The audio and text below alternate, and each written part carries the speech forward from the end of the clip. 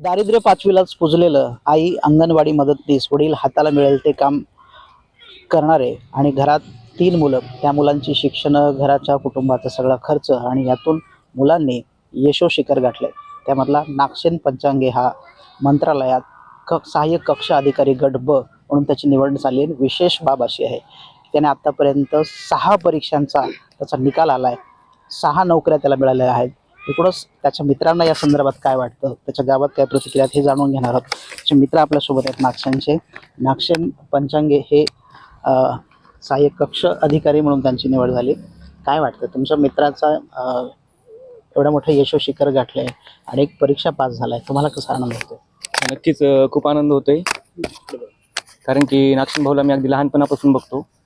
त्याचं अभ्यासातलं जे सातत्य आहे किंवा मग आमच्या जे गल्लीमध्ये दुधगाव जे आमचं गाव आहे त्यात जे कार्यक्रम होतात, जसे की महापुरुषांच्या जयंत्या, त्यात भाऊ जे नवीन येणारे मुलं आहेत त्यांना स्पर्धा परीक्षेच्या माध्यमातून खूप मार्गदर्शन करतो. आणि भाऊचा संघर्ष साधा नाही, कारण की हे प्रत्येकाला माहीत आहे जे आमच्या ओळखीचे आहेत ते. आणि भाऊला सगळ्यात पहिल्यांदा जर एस टी महामंडळमध्ये जे यश आलं होतं त्यानंतर भाऊला अधिकारी होण्याचं एक स्वप्न होतं त्याच्या मनात, ते खऱ्या अर्थाने या फेब्रुवारी महिन्यात पूर्ण झालं. आणि अजून एक, कारण भाऊकडे बघून आम्ही सर्वजण प्रेरणा घेत होतो आणि येणाऱ्या परीक्षांमध्ये आम्ही भाऊसारखंच करण्याचा प्रयत्न करू. ही खूप मोठी एक प्रेरणा आहे भाऊकडून आम्हाला. तुम्हाला काय वाटतं, तुमचे हे मित्र आहेत बालपणीपासूनचे, कसा आनंद होतो? नागसेन सरांना आम्ही रूममेट. नागसेन सरचा अभ्यास म्हणजे ऑफिसच्या टाईमला 10 ते 6 ऑफिस करून नंतर रात्र 11 वाजेपर्यंत रीडिंगला राहणं, अभ्यास करणं, हे मी पाहिलं, स्वतः जवळून बघितलं. तुम्ही पण तयारी करताय? हो सर.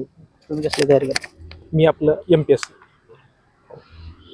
नागसेन पंचांगे आहेत आपल्यासोबत, त्यांच्याशी बोलूया. या इकडे. तुमचं कशा पद्धतीचं सुरू आहे, म्हणजे कशा पद्धतीचं हे सगळं यश गाठलंय? कारण हताश होतात मुलं सगळ्या नोकऱ्या मिळवताना, आणि तुम्ही 6 नोकऱ्या मिळवल्या. कसं आहे सर, आता माझी परिस्थितीच म्हणजे आई अंगणवाडी मदतीस आहे, वडील भूमिहीन आहेत, जे मिळेल ते काम करतात. खरं तर आमची आर्थिक परिस्थिती कमी म्हणजे खालच्या म्हणजे दारिद्र्याच्या खाली असल्यामुळं माझं म्हणजे आपल्या कुटुंबाला कसं आपण आपली परिस्थिती बदलू व आपल्या कुटुंबाचा राहणीमान दर्जा आपण कसं उंचावू, हीच प्रेरणा घेऊन मी स्पर्धा परीक्षेच्या तयारीला सुरुवात केली. आणि कोणती का होईना अगोदर पोस्ट मिळवायची, मग ती शिपाई का असोना, मी फॉर्म भरत गेलो आणि तयारी करत गेलो. मग सुरुवातीला मी परिचरच्या फॉर्म भरले, तिथं वेटिंगला राहिलो. नंतर सुरुवातीचे परीक्षेला अपयश आलं, परंतु मला नैराश्य खूप यायचं. कधी कधी एखादा गेलं की माणसाला रडू पण यायचं, परंतु हार न मानता आपली या कुटुंबाची परिस्थिती आपल्याला बदलायची, ही प्रेरणा समोर असल्यामुळं मी माझा सातत्य अभ्यासामध्ये ठेवलं. आणि शेवटी मला 2017 आपल्या परभणी ST महामंडळ विभाग आहे यांची जाहिरात आली होती, तिथला मी फॉर्म भरला आणि तिथे माझं सिलेक्शन झालं. आणि माझी पहिली पोस्टिंग म्हणजे आपल्या परभणी जिल्ह्यामध्ये माझ्या स्वतःच्या तालुक्यामध्ये एस टी आगार जिंतूर इथे माझी क्लर्क म्हणून पोस्टिंग जुलै 2018 झाली. तिथं मी 6 ते 8 महिने माझा जॉब सुरू होता. तिथं पण मी अभ्यास करत होतो, तिथं पण माझी लायब्ररी सुरू होती. अशाच याच काळामध्ये माझा मंत्रालयामध्ये लिपिक म्हणून रिझल्ट आला. आणि नंतर मी फेब्रुवारी 2019 मंत्रालयामध्ये क्लर्क म्हणून जॉईन केलं. तिथं पण माझा अभ्यास सुरूच होता. मधल्या काळामध्ये माझं DED झालं होतं, त्यामुळं मी शिक्षक पात्रता परीक्षा पास होतो. 2017 शिक्षक भरतीची पण महापोर्टल जे आहे शिक्षक भरतीचं, त्याद्वारे शिक्षक भरतीची जाहिरात आली होती, तिथं मी फॉर्म भरला होता. परंतु पहिल्या राऊंडमध्ये माझा काही सिलेक्शन झालं नाही. पण जेव्हा दुसरा राऊंड आला त्यामध्ये माझं सिलेक्शन झालं. तेव्हा मला सांगली झेडपीला शिक्षक म्हणून पोस्टिंग मिळाली. परंतु परत ते न्यायालयामध्ये प्रकरण गेल्यामुळे ते म्हणजे जॉईनिंगची प्रक्रिया लांबली. त्यावेळेस मग 2022 दुसरी शिक्षक भरती आली. दुसऱ्या शिक्षक भरतीची मी तयारी केली, तर मला जालना येथे झेडपीला मला शिक्षक म्हणून पद मिळालं. त्याच दरम्यान 2023 MPSCची मोठी जाहिरात आली होती. त्यामध्ये जिल्हाधिकारी ऑफिसमध्ये माझं महसूल सहाय्यक म्हणून सिलेक्शन झालं 2024 असं आहे. परंतु आता माझा मंत्रालयामध्ये खूप 4-5 वर्ष झाले होते आणि तिकडं आमच्यामध्ये कसं विभागीय स्पर्धा परीक्षा असते मंत्रालयाची, जे तर त्यामध्ये 25 लाखची जाहिरात आली आणि 3 नोव्हेंबर 2025ला ती परीक्षा झाली आणि 13 नोव्हेंबर 2026ला हा निकाल लागला. त्यामध्ये माझं सहाय्यक कक्षा अधिकारी म्हणून निवड झाली आहे. अभ्यासाची पद्धत कशी होती? कारण अनेकदा विद्यार्थी खचून जातात, सगळा अभ्यास करताना सोडून देतात, MPSC खूप अवघड आहे वगैरे वगैरे. तर त्या सगळं तुम्ही काम करत असताना म्हणजे मंत्रालयात तुम्ही स्वतः होतात तरी सुद्धा रिझल्ट आलाय, कशा पद्धतीचा वेळ कसं काढाल, शेड्यूल काय होतं? कसं आहे सर, मी जेव्हा मला जॉब नव्हता त्यावेळेसच मी बऱ्यापैकी अभ्यास माझा झाला होता. कारण जेव्हा मी जॉब नव्हतो त्यावेळेस मी दररोज 10-10 तास 8-8 किंवा 10 तास तरी माझा अभ्यास व्हायचा. जवळपास मी 2-3 वर्ष अभ्यास माझा झाला होता. पण मी गटब किंवा गटक किंवा गड्डचीच सरळ सेवा भरती द्यायचो असं आहे. त्यामुळे माझा बऱ्यापैकी जे बेसिक अभ्यास आहे तो माझा बऱ्यापैकी अगोदर झाला होता. फक्त आता जॉब लागल्यानंतर थोडा आणखी तेच अभ्यास कंटिन्यू सातत्य राहणं हे महत्त्वाचं होतं. त्यामुळं वेळ कसं काढायचं? वेळ कसं सर, आता आमचं ऑफिस 10 ते पावणे 10 ते 6:15 असं ऑफिस आहे. तर मी मुंबईला कॉटन ग्रीन येथे राहतो. तिथं आमच्या स्टेशनच्या बाजूला एक लायब्ररी आहे. ती लायब्ररी सकाळी 7 वाजता उघडते. तर मी सकाळी लवकर उठून सकाळी 1-2 तास सकाळी मला मिळायचे 9 वाजेपर्यंत. 7ला गेले 7 ते 9 किंवा 8ला गेले तर 8 ते 9 असं 1 किंवा 2 सरासरी, म्हणजे असं कंटिन्यू नाही, म्हणजे वेळेवर म्हणजे तंतोतंत नाही, पण असं कमी जास्त 1-1.5 तास सकाळी मिळायचा. नंतर 7 वाजता 6ला 6:15ला आमचं ऑफिस सुटायचं. मी 7 वाजेपर्यंत रूमवर जायचो. 7 ते 8पर्यंत सगळं फ्रेश होऊन जेवण करून परत 8 ते 11 परत रात्री 3 तास असं लायब्ररीमध्ये आमच्या अभ्यास करायचो. म्हणजे दररोज कमीत कमी सरासरी 4 ते 5 तास अभ्यास माझा व्हायचा, म्हणजे अशा ऑफिशियल वेळेमध्ये, म्हणजे ऑफिसच्या दिवसामध्ये. आणि ज्यावेळेस सुट्टी असायच्या शनिवार रविवार त्यामध्ये मग फुल टाईम आपण जेव्हा 8 किंवा 10 तास जेवढे होईल तेवढा ते कव्हर करायचा. अशा पद्धतीची स्ट्रॅटेजी माझी ऑफिसच्या जीवनामध्ये अभ्यासाची होती. अनंत अडचणी आल्या असतील आर्थिक स्वरूपाची, तुमची परिस्थिती जशी सांगितलं जातं सगळ्या गावकऱ्यांकडून. हे सगळं भागायचं कसं? म्हणजे फीज असतील किंवा इतर खर्च असतील, तुमचे 2-3 भाऊ सगळे शिकणारे आहेत, हे सगळं भागायचं कसं आणि भागवायचं? कसं आहे ना सर, आता आमची आई अंगणवाडी मदतनीस आहे. त्यांना तेव्हा तर खूप म्हणजे कमी पगार होती, 2-2.5 हजार. वडील पण म्हणजे असं मोलमजुरी करून कमीच उत्पन्न आहे आमच्या कुटुंबाचं. त्यात आम्ही 3 जण शिकायचो. तर आम्ही काय छोटी आंबेडकर नगरमध्ये रूम केली होती, एकदम साधी, ज्याचा कमी पैशाची. त्यामध्ये मग आम्हाला म्हणजे त्यामध्ये भागायचं, म्हणजे त्या ॲडजस्ट करून भागायचं असं आहे ना. कारण आम्हाला स्पेसिफिक म्हणजे खूप कमी रक्कम मिळायची घरून, त्यामध्ये ॲडजस्ट करायचं. कधी परीक्षेची फीस यायची तर लगेच आम्हाला कोणतीच गोष्ट लगेच मिळाली नाही. कधी पण म्हणजे वडिलांना सांगितलं की आपल्याला म्हणजे आता परीक्षेची फीस भरायची किंवा पुस्तक घ्यायचं, तर लगेच म्हणजे मला ती उपलब्ध झाली नाही. कारण आपली परिस्थिती अशी होती की आपले वडील आपल्याला लगेच देऊ शकतील 8 दिवसानं किंवा 15 दिवसानं, पण ती उपलब्ध व्हायची. पण आमचे वडील कधीच आम्हाला टाळलं नाही. जी आम्ही शिक्षणासाठी जे मागायचो ते आम्हाला थोड्या का दिवसानं होईना पण उपलब्ध करून द्यायचे, 8 दिवसानं किंवा 15 दिवसानं. बाहेरून कोणाची मदत झाली कधी? नाही, बाहेरून तर काही मला तर लक्षात येत नाही म्हणजे कोणाची मदत झाली. पण आमच्या आई वडिलांचा समजा तेच माहीत, समजा कोण मदत केली कोण नाही असं आहे. मला तेवढे काही म्हणजे आयडिया. सर्व आमचे वडीलच जेव्हा मी पैशाची मागणी करायचो. वडील काय करतात, कुठले काम? वडील मोलमजुरीच करतात, जसे मिळेल ते काम.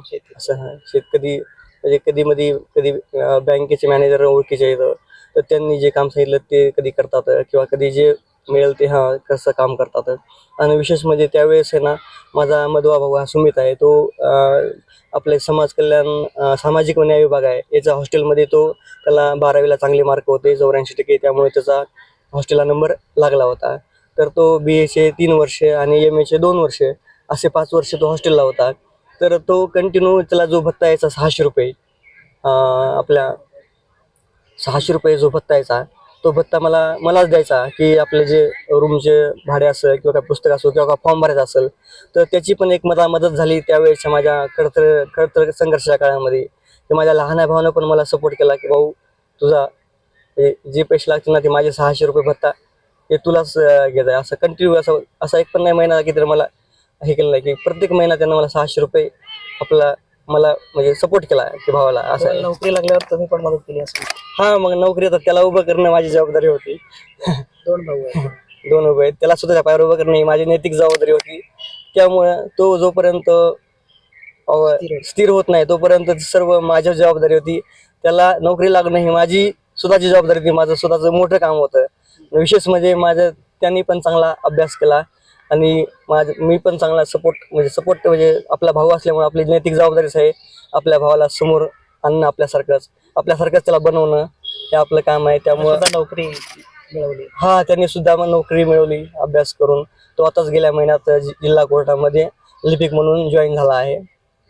ह्याचा आनंद आहे की म्हणजे 5-6 नोकऱ्या मिळाल्यात. आता थांबायचं का परत अजून काही पुढचं शिखर गाठायचं?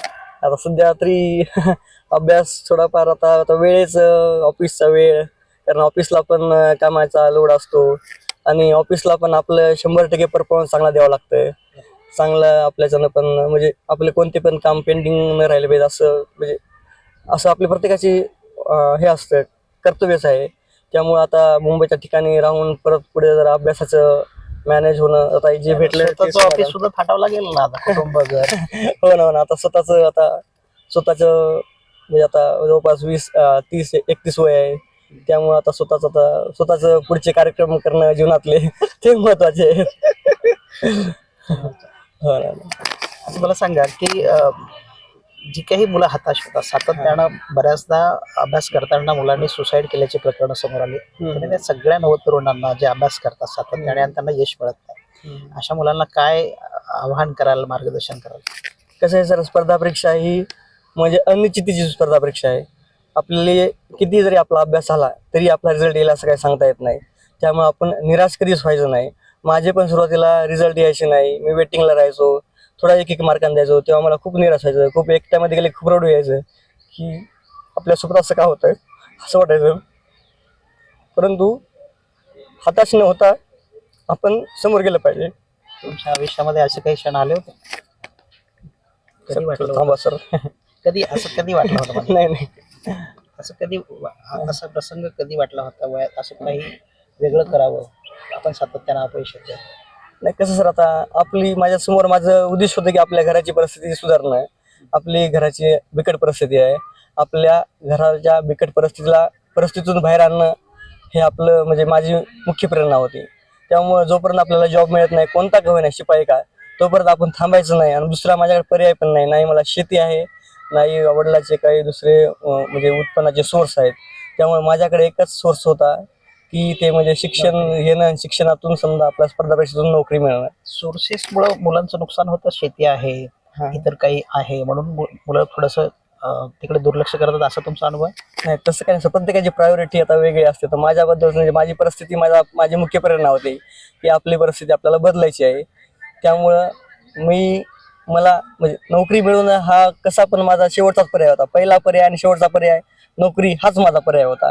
त्यामुळं मला अपयश आले तरी मी खचून न गेलो. माझे बरेच मार्गदर्शक होते, माझे सिनियर जे स्पर्धा परीक्षेतले किंवा आपले जे गुरु असतात आपल्या म्हणजे शालेय जीवनातले किंवा BA-चे MA-चे किंवा आपले परिस्थितीतून सुद्धा प्रेरणा मिळायची.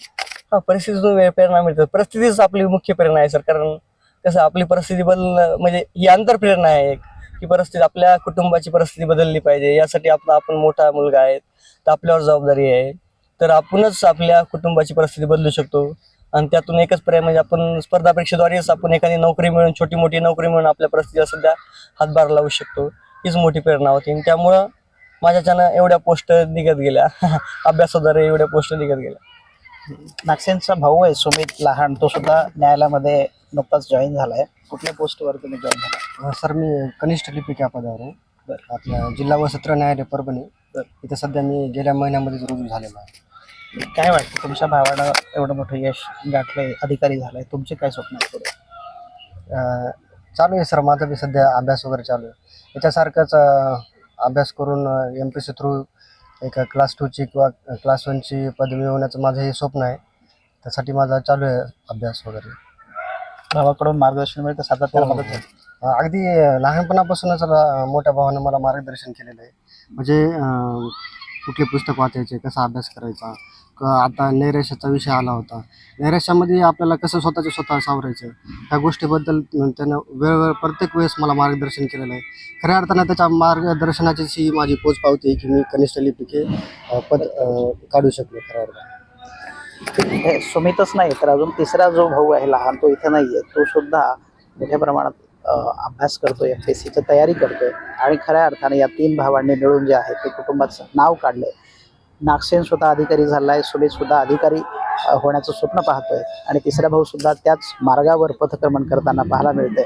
एकूणच अभ्यास करणाऱ्या तरुणांनी हताश न होता सातत्य जर अभ्यासामध्ये ठेवलं तर नक्कीच यश मिळतंय असा सल्ला जे आहे ते नागसेनने दिला. व्हिडिओ जर्नलिस्ट गणेशसह गजानन देशमुख, TV9 मराठी, परभणी.